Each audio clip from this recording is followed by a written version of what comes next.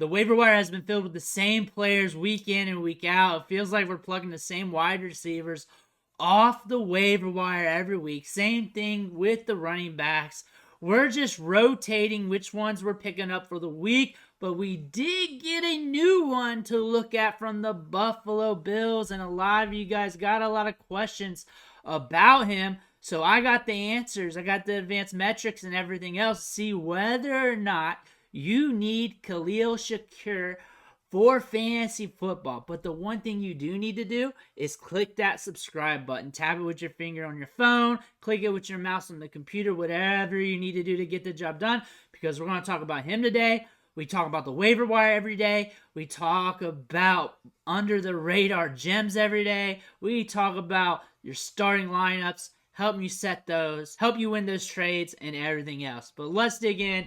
Let's look at Khalil Shakir real quick. So it's been a quiet season this year until week 8, where he blew up for 15.2 PPR fantasy points, caught 6 balls for 92 yards and a touchdown. Now everybody's looking at him like, what the heck? Who is this guy? Should I be picking him up? Because he's on the Buffalo Bills and he's scoring fantasy points. Or is this a one-trick pony? This is going to be the only game he blows up on and I can ignore him for the rest of the season.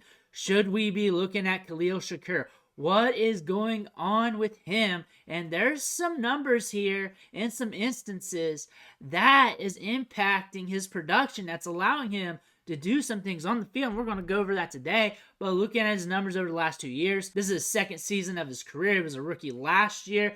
Had a slow start as he's a late round pick. Starting to get a little bit more action this year, if you believe it or not. And then week 7 and week 8, we're starting to see a little trend there. A little trend of production, which is good to see. We have 2 pop-off games here. Week 5 last year, week 8 this year. We have to pay attention to the tea leaves here, see what happens going forward. But we have some good indicators here, especially with the routes per game.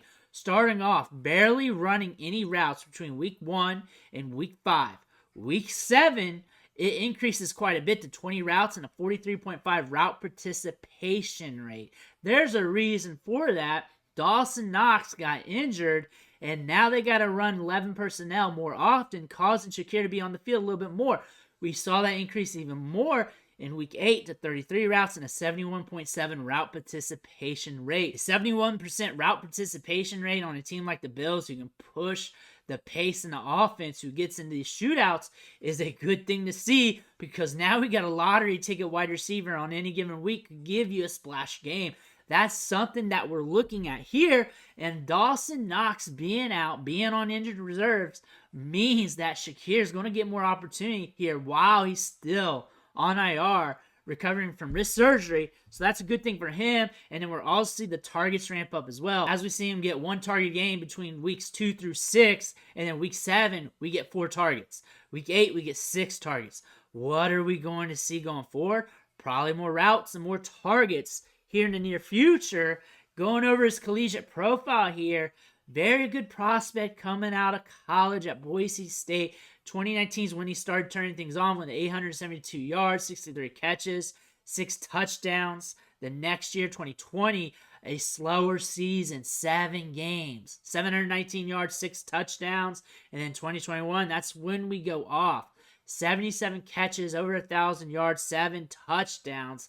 He's a playmaker. Go watch the highlights. Go watch the film from back then. He's got some ball skills. He was one of the better wide receivers in the draft that year, but he fell in the draft a bit, make him a late round prospect. But one of those late round dandies that you always keep an eye on, because you know the collegiate production was good, the athleticism is all right, and things are looking good here. Yards after the catch per reception at 6.1 on his career, but he gets a little bit more deep targets downfield where he's in contested catch situations here. 9.8 ADOT his final year, 9.7 on his career. But Shakir, 6 foot, 196, 5th round pick in the 2022 NFL draft. One of the better late round prospects in that 2022 NFL draft on day 3. A guy we've been paying attention to. A lot of people were talking him up in the offseason as a late round gem, as a flyer potentially off the waiver wire. Now we're seeing it now as he's getting more opportunity. Then we looked at the athletic specs here. More than good enough to get the job done. 4.43 40-yard dash, 72nd percentile among wide receiver prospects when you equate that to size. Border score's good. So we got the athleticism to get the job done at the NFL level and compete. So that's a good thing to see in this offense because we're already earning the snaps. We're already earning some targets here with Knox out. And we have the athleticism to get some juice there, to get you some yak, get you downfield, get you to those contested catches. That's something good to see. When we look at this offense, Stephon Diggs eats a lot of targets, 33% of them. That hampers a lot of the pass catchers in this offense. You're going to see a lot of volatility with a lot of these wide receivers and tight ends in this offense because Stephon Diggs is the anchor here, and he prevents a lot of these wide receivers from being consistent. That's one thing we can say about Shakir. That's one thing we see with Gabe Davis, even though he's been a little bit more consistent this year because he's healthy and not playing through injuries, but he's still getting a 17% target share, but the air yards are grand with Gabe Davis. He's deep ball city. He's red zone city. That's just part of him. But when the game script's popping off, the Bills have to score a lot of points. They got to throw the ball. They got to keep it moving. Khalil Shakir is going to get some opportunities because he's part of this Bills offense.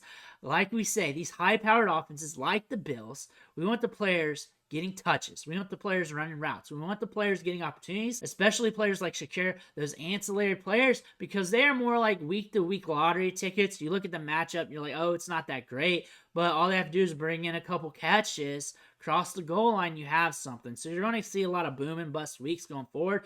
You look at the matchups that they've been in, they're in a lot of matchups where they got to score a lot of points. Very rare they don't score 20 points in a game. Sometimes it's a little lower than that, but that's just part of football and part of volatility. But still, Shakir's going to be in some matchups where he's going to be getting chances to see targets, and that's what we want to see. We got the Bengals coming up. We got the Broncos coming up.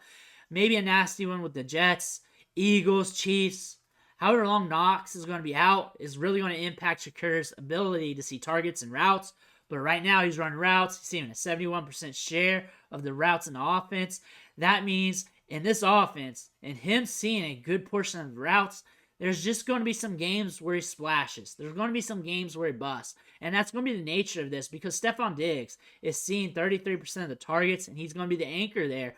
But still, as a lottery ticket on the back end of your roster that you're playing the matchups with, especially when we get deeper into these bye weeks, deeper in some of these injuries, might be a player you may need to start some weeks. He might be a player you throw in as a lottery ticket to see what happens. DFS, cheap play, that could go off on any given week, so you may want to use him to stack the rest of the deck in your lineups, especially if you're playing in large tournaments. You need him as a stash wide receiver. You're looking for a stash wide receiver. You're sick of the wide receivers on waivers. You want something new. Here you go. You got Shakir. He's in a fast-paced offense that pushes the pace. Might see some opportunities here. Might splash on you a little bit here as well. You don't need him because you're stashed out. You're stashed out at running back. I rather stash running backs. If it was me, I'm stashing the running backs. Pick up wide receivers here and there to play matchups with. But I'm stashing running backs for the long term, hoping they hit. And if not, I'll turn and burn them and get the next running back.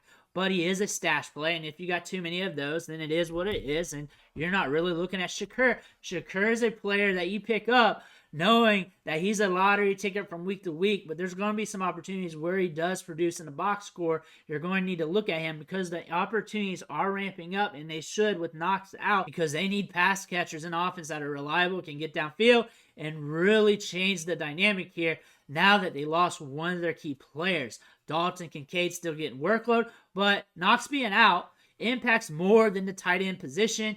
It also impacts the personnel groups. Let me know what you think in the comments below when you hear about it. Make sure you hit that subscribe button on the way out. I want to thank you for watching. Catch you on the next video.